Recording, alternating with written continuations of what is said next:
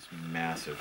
So let's hear the story on the speakers. Well, these are the speakers are built by a company called Revel, and that model is the Ultima 2 Salon 2, which is their I think that's their top of the line speaker. And I think it was designed by Kevin Volks. I'm not sure I pronounced his name. Who was with Snell Acoustics, which is one of my favorite American speaker designers. I love Snell's in the '80s. And I know he had something to do with it. I'm not sure how much, but I know he was one of the principal designers. But it's a 4-way. It's got 3 woofers, low, mid, and a tweeter. And they actually make all of their components. Those are all built from scratch by them. But the trick is that even though it's a small company, it's the parent company is Harman JBL. Mm. So see, they have access to all of the Harman JBL research gear and test methods and manufacturing and all that.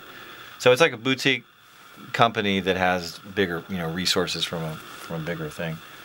The amps are Canadian amps. It's a company called Class A, and those are the Omega. I don't think they make those anymore, but they're huge and powerful and scary.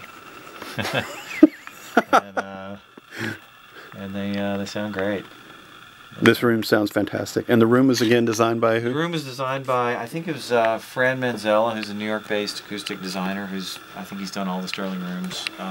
This was one of the last ones built. This was probably built, I think, maybe 6 years ago, something like that. And all the rooms are roughly the same size.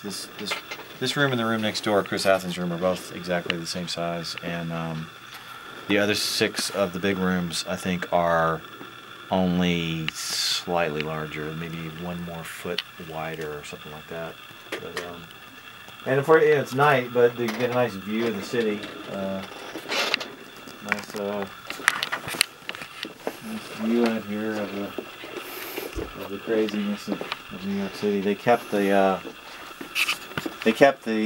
a walkway in between here, and there's actually a very large walkway. There's a hallway on the other side of the building, but they it's a whole shell within the building, and they kept the windows and That's cool. That's the outer wall of the building. So, and it's also fully floating. If you bounce up and down, you can actually feel the shell move. Mm-hmm. The floor is all floated. So this is actually a bass trap that was added later by the tech department here, Barry and Philip. I'm not sure where they got this. Might be an Australian design or something. But this apparently this really helped the low end qualities of the room at some point.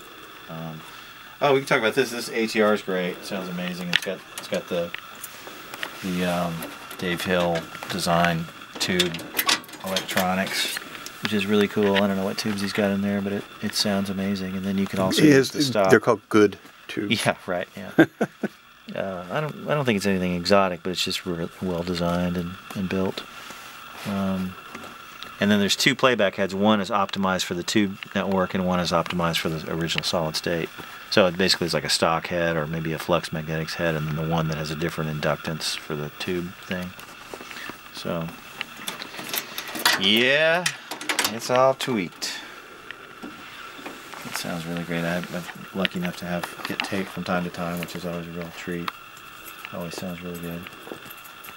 And that's about it from M8. Awesome. Well, thanks for your time, Dave. Sure. I really appreciate it. Hope you enjoy the new digs up here. Oh, I'm loving it.